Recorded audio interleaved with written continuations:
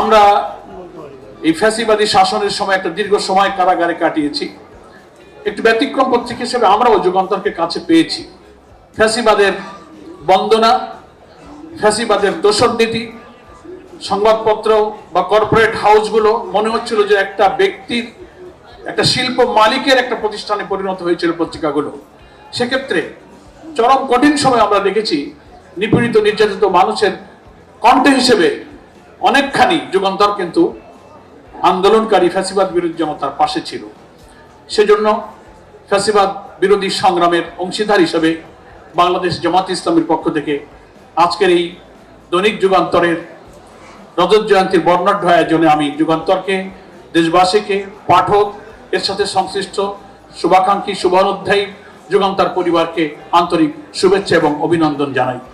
নতুন বাংলাদেশ নির্মাণে আমাদের হাজার হাজার ছাত্র জনতারই রক্তদান, আহত আন্দোলনের সংগ্রামীদের ক্ষতচিহ্ন নিয়ে যারা একটি নতুন বাংলাদেশ বিনির্মাণের স্বপ্ন দেখছে, আশা করি যুগান্তর সেই স্বপ্নের পথে নিজেকে রূপান্তর ঘটিয়ে একটি নতুন বাংলাদেশ প্রতিষ্ঠায় ইতিহাসের অংশ হয়ে থাকবে।